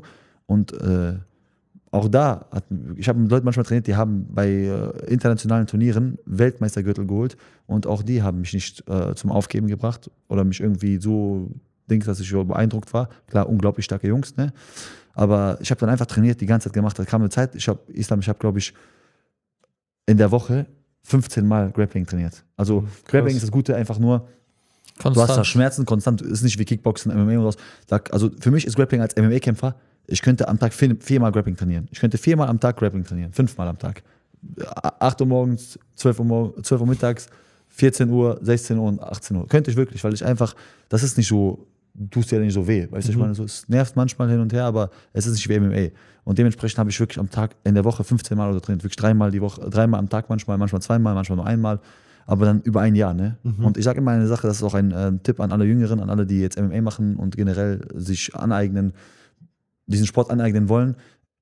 Also ich kenne Leute, die machen seit 5 Jahren MMA oder Boxen oder Ringen, sei es was auch immer, und die sind nicht ansatzweise so weit wie jemand, der es ein Jahr macht. Es liegt nicht daran, dass der mehr talentiert ist oder was anderes macht, der trainiert härter. Du kannst 5 Jahre zum Training gehen, aber hingehen und trainieren sind 2 verschiedene Sachen. Da hingehen und einfach hinter dich springen und einen Instagram-Post machen, ist was anderes, als wenn du da hingehst und 100% gibst und besser gesagt 100% von dem, was dein Körper geben kann, gibst, und dann wirst du auch Resultate sehen. Wie in meinem Beispiel, jetzt auf dem heutigen Stand, Ziehverletzung raus, 1,5 Jahre konstant Grappling, und ich bin in jedes Gym gefahren und habe mit jedem, jetzt nicht jeden weltweit, aber ich habe mit jedem gerollt. Ich wurde getappt, ich habe getappt, aber wir reden hier von sehr hohem Niveau, Black Belt, Brown Belts, so. Klar. Und ich konnte überall mithalten. Also noch nie war ich irgendwo ich habe nicht von jemandem gehört, dass ich gut bin, weißt du, was ich meine? Und dementsprechend, wenn ich das kann das jeder, der hart trainiert und das lernen möchte auch. Von daher, konstant und hart trainieren ist besser, als das 6 Jahre lang in die Länge zu ziehen und dann nur zum Training hinzugehen, damit man sagt, okay, ich habe trainiert. So war sagt ihr ehrlich, früher war ich sehr faul, was solche Sachen angeht. Islam zum Beispiel war immer anders als ich. Der hat immer diszipliniert, immer trainiert, egal was in seinem Leben war. Glaubst du mir das? Wir haben manchmal Tage gehabt, wo wir hatten Polizeikontrollen, Kopfschmerzen, das, nichts hat geklappt. Der hat es irgendwie trotzdem geschafft, zum Training zu gehen. Glaubst du mir das? Der war irgendwie trotzdem beim Training. Wie hast du das nicht verstanden? Ich habe es wirklich nicht verstanden, wie der das macht. Weil für mich war so dieses, wenn einmal was schiefgelaufen ist am Tag, ach okay, scheiß drauf, heute Training klappt nicht. Diese Mindset habe ich nicht mehr. Mein Mindset ist, egal was gestern waren wir den ganzen Tag unterwegs gewesen. Wenn du auf meine Instagram-Story guckst, das muss immer noch drin sein. Ich bin gestern noch abends um 23 Uhr ins Fitnessstudio gefahren, 16 Sprints, 1 Minute Sprint, 1 Minute locker laufen, auf ekelhaftem Niveau. Also das ist so ein UFC-Test, ne? So, da guckst du, wie fit deine Lunge ist, und ich bin gerade topfit, was das angeht. Zum Beispiel, so, ich bin nach Hause gekommen um 22 Uhr, wir haben einen richtig anstrengenden Tag gehabt, Trainingssachen genommen, Fitnessstudio gefahren, mein Training hinter mich gebracht, nach Hause gefahren. So, das gibt es für mich nicht mehr. Und wenn es um 1 Uhr morgens gewesen wäre, ich wäre nicht schlafen gegangen, ohne zu trainieren. Damit ich wenigstens für meinen Kopf weiß, egal, ich habe ja nicht gechillt. Ich habe gearbeitet, ich habe meine Termine wahrgenommen und das durchgezogen. Um das jetzt kurz zu halten, sorry, gebt Gas in dem, was ihr macht, konstant, intensiv, dann werdet ihr mehr Ergebnisse rausholen, anstatt dass ihr 5 Jahre lang alles hinter euch herschleift und langsam und Larifari macht. Daraus wird nichts. Deshalb Sehr viel schön. Gas geben. Vielen lieben Dank, Tamerlan. Das sind auch sehr, Sehr sehr gerne, wichtige gerne. Tipps. Gerade die Jugendlichen, wir sagen es eigentlich meistens eigentlich in jeder Runde, dass du brauchst diese auch wieder Kontinuität, konstant. Du musst wirklich dranbleiben. Weil wenn du gerade in diesem Profibereich willst, so da gibt es keine Pausen. Du kannst nicht einfach, Richtig. wie du sagst, das Training abhaken und dann gut oder vielleicht heute mal nicht gehen. Du musst wirklich dranbleiben. So, und dieser Tipp, den du dann den Jugendlichen mitgibst, ist auch sehr gut. Du hast ja auch. Ja, sorry. Nur ein ganz kleines Beispiel. Wir haben jetzt Jahresübergang gehabt, ne? Jetzt um Silvester, Weihnachten ist jetzt, jeder, der das feiert, schön, ist für uns nichts Relevantes. Also vielleicht geht man raus und isst was mit Kollegen, vielleicht weil keiner arbeiten muss, aber sonst nichts. Heißt, das gab es für uns nicht. Ich meine, auch Feiertage gibt es nicht. Zum Beispiel jetzt, wo alles geschlossen ist, wir haben ein eigenes Gym, Gott sei Dank, das ermöglicht uns auch an Feiertagen zu trainieren.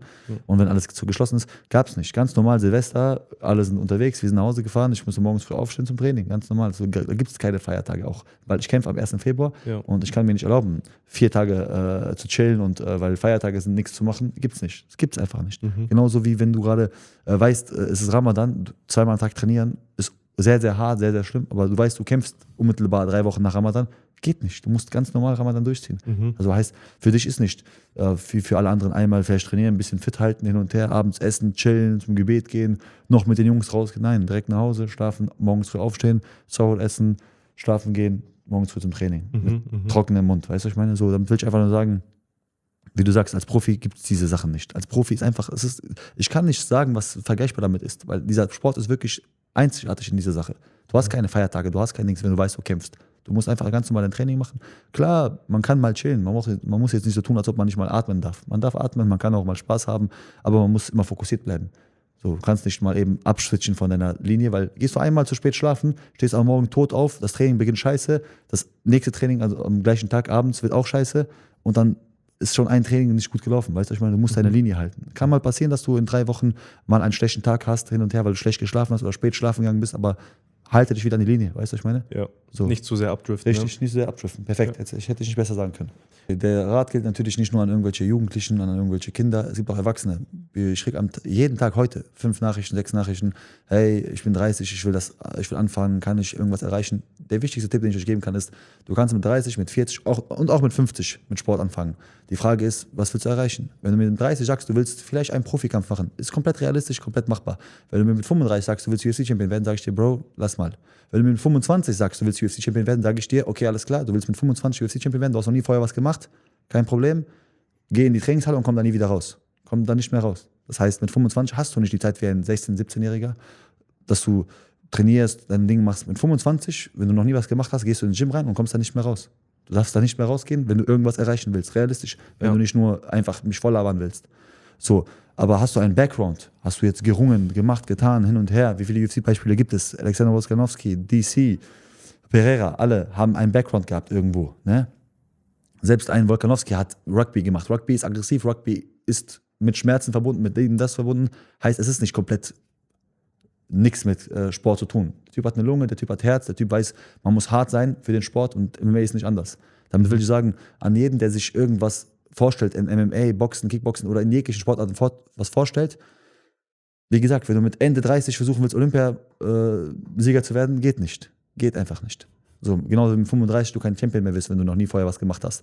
Aber mit 25, mit 30 ist alles noch möglich. Aber natürlich nur, wenn du die Hingabe machst. Ne? Dedication ist alles. Du musst 100% da reingehen und alles da drin lassen. Um das jetzt kurz zu halten, sorry, dass ich das so lang ziehe. Das geht gar nicht mehr, du kannst es gar nicht mehr kurz halten. Du hast das ja, aber Islam, das 30 machst du auch sehr gerne. Wie gesagt, ich will eigentlich nur auf ein Thema jetzt hinaus.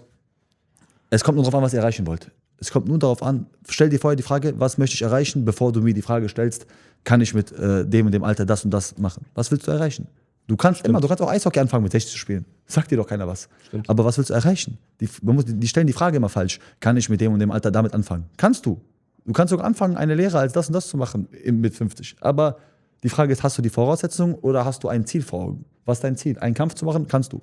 Ich schwöre, du kannst mit 40 anfangen, zum ersten Mal was zu machen. Du wirst mit 41 kämpfen können, Amateur. Oder auch Profi. Aber das war's dann noch, weißt du, was ich meine? So. Ja, das hat es eigentlich genau auf den Punkt gebracht. So, was willst du damit erreichen? Genau. So. Deswegen an alle, die die Frage nochmal stellen sollten, ich glaube, hier habt ihr eine klare Antwort, wenn nicht schon davor. Die war so klar, ich schwöre, wenn noch einer diese Frage stellt, ich hau den raus. Die ist Kristall. Mein Gott. Die ist Kristall. Noch klarer geht's nicht. Sollte jemand die Frage stellen, einfach diesen Clip bitte einblenden und dann haben wir das. Ich schicke nur die Clips rum. Ich brauche den einmal ausgestellt, den Clip. Ich schicke den nur noch als Nachricht. Bam, bam, bam, bam. Aber es ist mehr als ein Clip auf jeden Fall. Ja. 100%. Nee, danke auf jeden Fall. Vielen lieben Dank, Tamerlan. Sehr gerne. Genau, die Message von Tamerlan gilt natürlich nicht nur für Kampfsport, sondern für alle Richtungen. Es gilt eigentlich generell fürs gesamte Leben. Egal, was ihr im Leben macht, versucht genau das so zu verfolgen. Weil, wie gesagt, egal welche Sportart, egal welche Situation im Leben, so müsst ihr an die Situation einfach rangehen und dann werdet ihr auch erfolgreich in dem, was ihr tut, was ihr denkt und was ihr macht. So. Top. Was ich noch fragen wollte, du hast vorhin einen ganz guten Punkt erwähnt, ich glaube, da können wir ihr beide drauf eingehen. Du hast gesagt, du gehst gerne in den Ring und versuchst den Gegner nicht zu verletzen. Was ich sehr oft mitbekommen habe, Jugendliche fangen oft mit Kampfsport an, um sich auf der Straße zu prügeln. So. Unser Trainer hat damals gesagt, wenn ich herausfinde, dass ihr euch geschlagen habt auf der Straße, dann fliegt ihr aus diesem Gym raus. Ist So. bei uns genauso. Ist bei euch genauso? Ist bei uns im Hab Gym ich, genauso. Genau. Wir kriegen E-Mails von Schulen. Ne? Wir haben mit Schulen Kontakt von den Jugendlichen. Wenn wir merken, einer ist Problemfall, die Schulen schicken uns E-Mails. Wir holen den ran, was passiert, erzähl mal. Wenn da was passiert ist, was überhaupt nicht geht, ne? Wo wir sagen selber auch, ey, das geht nicht, raus. Wenn jetzt einer jemanden Genau. unterdrückt hat, dann fliegt er sofort raus. Wenn es aber so ist, dass einer sich jetzt zum Beispiel nur gewehrt hat, dann ist es jetzt meiner Meinung nach in Ordnung, weil ich werde jetzt nicht irgendjemanden dafür verurteilen, dass er sich gewehrt hat. So. Du weißt ja, Schule ist, Weil du weißt ja, Schule, Lehrer sind ja auch so, wir kennen ja selber, waren ja selber in der Schule, Lehrer übertreiben ja auch gerne mal, ne? Die machen aus einer fliegenden Elefanten. Deswegen, aber wenn man halt merkt, wir können die Situation gut beurteilen, wir waren ja selber jung, ich weiß ja, wie das ist, wenn man sich verteidigt oder wenn man jemanden unterdrückt. Und wenn ich mitbekomme, beides dass gut. jemanden unterdrückt, so, dann ist auf jeden Fall, ciao, Da fliegen die auch direkt raus, ne? sofort. Ja, weil das verwechseln halt viele auch und ich finde, ich denke mal, die Message könnt ihr den Leuten da draußen auch Safe, mitgeben. an jeden da draußen, ja, der wirklich Kampfsport anfängt mit dem Hintergedanken, andere Leute zu unterdrücken, dem kann ich nur sagen, lass dir helfen, du hast auf jeden Fall einen psychischen Schaden. Schaut mal Leute, ich habe damals mit Kampfsport angefangen selber, weil ich mich ständig auf der Straße geprügelt habe und ich wollte lernen, mich gegen mehrere Leute gleichzeitig zu verteidigen. Darum habe ich mit Kampfsport angefangen. Verteidigen, okay? Es gibt einen Unterschied zwischen verteidigen, okay, und aktiv jemanden zu unterdrücken, okay? Jemand, der meiner Meinung nach jemanden unterdrückt, ist sowieso kein Mann. Der kann auch kein Mann sein, der wird auch niemals ein Mann werden. Aber das Problem ist, viele in dieser Generation sind halt so, dass sie mit mehreren gerne versuchen, immer jemanden, der schwächer ist, zu unterdrücken. Und wer aus diesem Aspekt Kampfsport anfängt, der wird diesen Aspekt auch niemals verstehen. Und ich hoffe, irgendeiner im Gym wird euch auf jeden Fall mäßig die Nase brechen, damit ihr daraus lernt. An die Jugendlichen da draußen, die mit dem Sport anfangen, weil sie selber was dazulernen wollen und selber sich auch weiterentwickeln wollen, das halt nur machen, um sich selber zu verteidigen. Euch kann ich nur sagen, super, macht weiter so, bleibt dran, weil genau das ist der Punkt. Und aus diesem Grund sollte man auch anfangen mit Kampfsport, okay? Mit einem guten Ziel, ich sag mal mit einer guten Absicht und nicht mit einer Absicht, weil man niemanden klein machen will, unterdrücken will, verhauen will, was auch immer. Vielen Dank für die Message, Islam.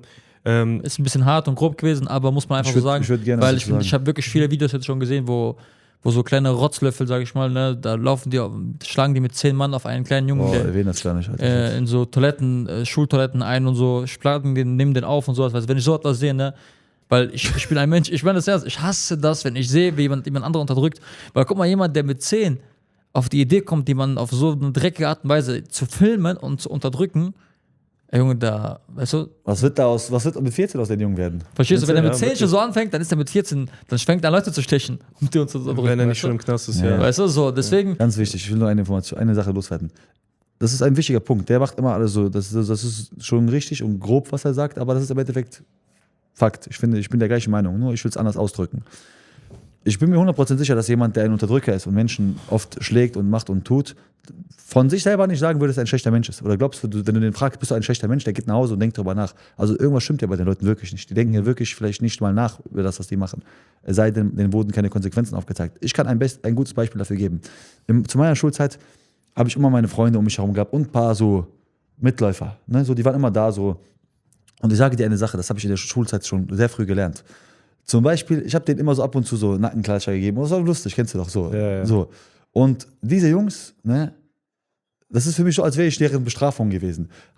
Ich habe mal beobachtet, wie die andere behandeln, wie die mich nicht behandeln können. Weißt du, was ich meine? So, die behandeln Schwächere wie die. Ey, hätten die Position von mir gehabt, die hätten mich gezwungen, mit meiner Zunge Toiletten zu putzen. Krass. So schlimm waren die. Ja. Weißt du, was ich meine? So, das ist für mich so gewesen, als wäre ich deren Karma. Dass ich für diese Leute da bin, damit die das hier nicht machen können. Weißt du, was ich meine? Weil ich war so einer, immer auf lustig hin und her, aber sobald was passiert ist, sobald einer unterdrückt wurde oder sobald einer schlecht behandelt wurde, sofort dazwischen, was ist los? Dann gibt's nicht. So, weißt du, was ich meine? Und diese Menschen, die das jetzt zum Beispiel in mehreren machen, Leute, die Kampfsport anfangen, weil die denken, die sind dadurch stabiler, damit eine Sache klar ist. Vor allem für die sich noch nie geprügelt haben. Kampfsport macht euch nicht, also ihr werdet aus der Straße nicht mutiger oder stabiler, damit das klar ist. Ne? Also ganz kurz, nochmal, das ist nur meine Auffassung, okay? So, was ich in dem Ganzen, was ich in meinem Leben erlebt habe, und ich brauche das nicht hier zu erwähnen, jeder, der mich kennt und mich reden hört, weiß das. Und die mich nicht kennen, ich versuche jetzt meine Sicht zu erzählen von diesen Dingen. Jeder Mensch, der sich auf der Straße denkt, wenn er Kampfsport macht, prügeln kann. Ich habe mich mit Leuten geprügelt, okay? Ich habe mit Kollegen mit mir Palaver gehabt, die haben in ihrem Leben noch nie Handschuhe angehabt. Die haben, als Leute von mir Messer gezogen haben, sofort geschlagen. Die waren sofort wie eine Eins da. Die haben noch nie, das sind Fußballer gewesen, noch nie in ihrem Leben irgendwie Kampfsport gemacht. Aber ich war auch mit Leuten, die haben 15 Jahre geboxt. Die haben Schockstarre gehabt. Krass. Die haben Schockstarre. Und da ging es gar nicht um Messer. Da ging es um nichts, ey. Da ging es um Da so ging es hier. nur, dass 2, 3 Leute da standen. Weißt du, ich meine so. Weißt du? Schock, okay? Meine Ansicht von diesen Dingen ist, erstmal, du bist automatisch, also ich bin automatisch auch viel noch mehr, ich habe mehr Motivation und noch mehr ich fühle mich noch sicherer, wenn ich weiß, ich bin im Recht. Erstmal das Wichtigste, wiegt in einer Situation ab, ob ihr Recht habt oder nicht Recht habt. Das kann man nicht immer machen. Ich bin der Meinung, als allererstes sollte man ein Mann sein, wenn es darum geht. Du musst erstmal ein Herz haben. Du musst erstmal die Cojones dafür haben, überhaupt diese Art zu haben. Manche haben es einfach nicht. Ist okay, muss man nicht haben. Halte dich von solchen Sachen fern. Und wenn das zu dir kommt, dann musst du dich halt verteidigen können. Das ist dann hart. Kommst halt nicht drum rum, Richtig. des Tages. Dann hast Entweder, halt, ne? genau, entweder du hast Cojones und Herz, das ist erstmal das Wichtigste. Weil wenn du die beiden Sachen nicht hast, ich gebe dir ein gutes Beispiel, ohne das zu übertreiben. Sagen wir mal, ich gebe dir jetzt einen Bogen, und sagst du dir, ey, wenn jetzt was passiert, zieh diesen Bogen bitte und knall den jemanden vom Kopf. Beispielsweise, okay? So. Aber wenn ich von Grund aus weiß, dass du ein Mensch bist, der noch nicht mal sich traut, überhaupt Gewalt anzuwenden oder generell irgendwas zu machen, dann würde ich dir das gar nicht in die Hand geben, weil ich denke mir, ey, wenn er sich nicht mal traut, eine Ohrfeige in Extremsituationen rauszupacken, dann wird er das erst recht nicht machen. Weißt du, was ich meine? Genauso, jetzt stell dir vor, das ist anders vor. Jetzt gebe ich dir ein Beispiel. Nimm das Paket, das ich dir jetzt gebe, nenn es Kampfsport. Ich gebe dir jetzt Kampfsport. Hier ist ein Paket, Kampfsport. Wende das bitte an, wenn es Probleme gibt. Du wirst es auch nicht anwenden. Du wirst es nicht anwenden, weil du den Mut nicht dazu hast, weil du das nicht kennst. Weil du das auch nie gemacht hast. Nie gemacht hast. So, klar Auf gibt der es Straße einzelne zumindest. Beispiele, die das machen würden. Genau, das ist So. halt, man kann es halt nicht Auf jeden beziehen, auf ne? jeden beziehen, aber ne, man kann auf jeden Fall sagen, 99% der Fälle, die Kampfsport anfangen, weil sie denken, dass sie danach auf jeden Fall kämpfen lernen, werden sie zwar, aber sie werden niemals den Mut dabei entwickeln, sich hart auf hart mit jemandem zu prügeln. Weißt du? Ist halt einfach Wahrheit. Wenn dann jetzt so Situationen geben, wo die geschlagen werden und dann sich irgendwie verteidigen hin und her, ja, vielleicht gibt es das. So. Worauf ich eigentlich hinaus will, ist, Kampfsport ist erstmal nur dafür da, um sich verteidigen zu können oder das mit Leidenschaft und Liebe zu machen. So, ich habe Freunde, die sind Fußballer, die haben mit 5 angefangen zu spielen, die haben 15 Jahre gespielt. Weißt du, was 15 Jahre heißen? 15 Jahre. Also 3-mal so lange, wie du lebst, hast du Fußball gespielt, ne? Quasi, wenn man auf dein 5-jähriges Ich guckt, ne?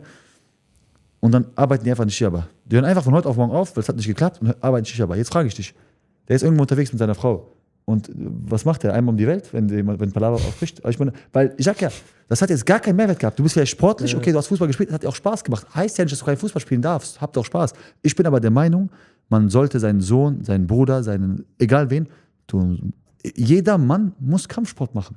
Und die Leute, die jetzt sagen werden, Ringen, nein, das Kickboxen, ist so in Grappling. jeder Situation. Guck mal, Bruder, manchmal bist du in einer Situation, da kommst du nicht weg. Okay, du denkst, du kannst weitergehen, aber die lassen dich nicht weiter. Was machst du dann? Ja, was machst du dann? Ja. Ich sage dir, in Amerika machen die das. Die lassen dich nicht gehen. In Mexiko machen die das, die lassen dich nicht gehen. Wir kennen einen aus Düsseldorf, der wurde abgeknallt. Der hat eine Kugel im Kopf bekommen. Der dachte, der kann gehen. Der war mit seiner Frau, dachte, darfst du schon mal in Ruhe können. Nein, kannst du nicht. Du kannst nicht überall auf der Welt einfach abhauen. Oder deinen Willen durchkriegen. Manchmal triffst du einfach auf Leute, die werden es nicht zulassen, dass du gehen wirst. Die werden es dir einfach nicht leicht machen. Die Leute werden abgestochen. Und das ist einfach der Punkt. Über so einen Punkt reden wir. Okay, du wirst vielleicht nicht jedes Mal im Leben so eine Situation haben. Aber wenn du mal so eine Situation haben sollst, und das ist wirklich ein Extremfall ist zum Beispiel, was man eigentlich jetzt ehrlich gesagt nicht mal mehr gerade ein extremer Fall ist, geh mal Freitagnachts in die Altstadt. Man Wie muss oft- auch sagen, selbst wenn du Kampfsport machst, heißt ja nicht, dass du automatisch jetzt die Situation klären wirst. Es kann trotzdem scheiße laufen. Du kannst trotzdem auf die Fresse kriegen. Aber du kannst auf jeden Fall lernen, dich richtig zu verteidigen und richtig zu agieren. Und zumindest in der auch, Situation. ich gebe Personal Trading, okay? Ich habe, also wirklich jetzt, ohne jemanden anzugreifen, ich habe von den krassesten Ausländern bis hin zu den deutschesten Deutschen, habe ich Leute, ne? Wir reden hier von Leuten, die noch nie in ihrem Leben wirklich eine Fliege geschubst haben. Kennst du die Folge bei Simpsons, wo der wie heißt der? Mr. Burns sagt so, das ist ja einfacher als eine Ameise zu zertreten. Dann guckt er nach rechts, dann liegt da eine Ameise, der will seinen Fuß drauf machen, dann hält die Ameise seinen Fuß fest. Verstehst du, so eine Szene, Bruder? Die haben noch nicht in ihrem Leben Ameise zu treten bekommen und die kommen und sagen mir dann, ey, seitdem ich bei dir trainiere, habe ich so ein krasses Selbstbewusstsein, egal wo ich bin, ich denke mir, ey, meine Lunge reicht gerade aus, dass ich nach Berlin jogge. Ich bin fit, ich kann schlagen, ich möchte das nicht, ich brauche das nicht, aber ich bin einfach hier, die haben irgendeinen Termin, der nächste Situation, der sagt einfach, ich stehe selbstbewusster. Ich rede mit Leuten ganz anders, weil ich auch weiß, was ich kann. Ja. Und das reicht mir. Das heißt, dementsprechend, ey, du brauchst das nicht anzuwenden. Du brauchst es auch nicht, aber lern es wenigstens. Lern Ringen, lern Grappling, lern Boxen, lern irgendwas davon. Weil, wie ich gesagt habe, 15 Jahre Fußball, am Ende arbeitest du Shisha-Bar. Wofür? Was hast dir das gebracht? So, klar, dein Traum war, Fußballer zu werden. Ist ja vollkommen okay. Heißt nicht, dass niemand mehr Fußball spielen darf. Aber glaub mir, du hast Zeit. Dann du nimm hast etwas Zeit. einfach, Ja, mach einfach etwas, wo du Mehrwert hast. Weil man muss ja wirklich sagen, ne, man denkt immer so von normal, das ist ja das Ding, die Menschen gehen immer von deren Sachen aus. Das hat mein Bruder Sam mit mir beigebracht. Die Menschen gehen immer davon aus, was für die normal ist oder was für die, wie weit deren Gehirn geht. Es gibt Menschen, die juckt das nicht. Ja. Die juckt das nicht, die Echt nicht. attackieren euch einfach. So, für nix. Das Ding ist ja, ich sag immer, ich liebe dieses Beispiel. Es gibt Menschen, die das machen würden. Also muss man genau darauf aufpassen. Weißt du, was ich meine? Es gibt diese Menschen. Es gibt vielleicht nur einen von 8 Milliarden, aber es gibt diesen einen. Und glaubt mir, dieser eine von 8 Milliarden wird irgendeinen anderen von diesen 8 Milliarden das antun. Weißt du, ich meine, so, das ist immer so, ich denke immer sehr extrem und bin auch immer extrem wach. Was für verrückt, Leute. Heftig. Also, Möge Gott Leute, uns alle passt vor auf euch solchen ran. Situationen bewahren. Ja, wirklich. Das Ich will wünschen nur wirklich sagen, keine Menschen. Und Solche Sachen passieren auf der Welt, ne? Natürlich. Und viel schlimmere. Viel schlimmere. Viel schlimmer. Aber das ist ja auch schon schlimmer, aber natürlich gibt es auch Man kann das nicht Kriege trainieren. was. Du kannst das nicht trainieren. Du kannst einfach nur irgendwie versuchen, das Beste aus der Situation zu machen. Und wenn du lieber ein Gärtner, ein Krieger im Garten, anstatt ein Gärtner im Krieg zu sein, ne? das Das stimmt. war's dann auch von mir. Ja, damit habt ihr die Frage mehr als ausführlich beantwortet. Ich kann auch nochmal mitgeben, Leute da draußen für euch, nutzt Kampfsport als Selbstverteidigung und nicht Safe. euch irgendwie auf der Straße zu profilieren. Ihr müsst niemanden aufs Maul hauen, ihr müsst euch einfach nur verteidigen, euch und Genau. eure Familie. Merkt euch das bitte, für jeden, der auch nochmal fragen sollte. Definitiv. Ich möchte einfach nochmal sagen an euch, vielen lieben Dank an Islam, vielen Dank an Ich hab Tamala Danke zu an danken. dich, Bro. Ich hab zu danken. für deine Tipps, für deine Weisheiten. Wir können auf jeden Fall nochmal in Zukunft gerne nochmal über andere Sehr Themen gerne. sprechen. Vielen Dank, dass du heute da warst. Danke für die Einladung. Genau, und wir wünschen natürlich als Smashbrother und als jede einzelne Person, die hier sitzt und mit dem Team ist, natürlich viel Erfolg, Tamalan, für Vielen deinen lieben Dank, Kampf. Bro. Danke, Dass Bro. du deinen Gegner natürlich erfolgreich besiegst, ausnockst und dir die 2-0 holst. Und Kerem auf jeden- natürlich auch viel Erfolg als Islam, ne? Kerem Das natürlich, Kerem natürlich auch. Ihr werdet Natürlich. beide einfach einen Sieg holen. Und machen wir es kurz und knapp. Ihr holt beide einen Sieg. Viel Erfolg dir, Vielen lieben Dank. Tamalan. Viel Erfolg auch Kerem. Und was wir auch immer wieder sagen können, teilen, abonnieren, liken. Glocke Glocke einschalten. aktivieren, Glocke. teilt und seid ein bisschen, gebt mal ein bisschen was zurück. Wir sitzen hier 2 Stunden, die Jungs bauen hier alles auf, machen, also das ist ja wirklich nicht so viel verlangt. Ein Like, ein Kommentar, von mir aus sei es Kritik, sei es was Negatives, was euch aufgefallen ist, schreibt es in die Kommentare, was man besser machen kann und ansonsten bleibt flauschig. Alles Also, Gute, bleibt pass auf euch flauschig. auf, bleib gesund. Schaltet die nächsten Folgen ein und vor allem auch die davor. Vielen lieben auf jeden Dank. Fall. Peace out. Wir sagen als Team Peace. Danke und ciao, Dankeschön. ciao. Ciao.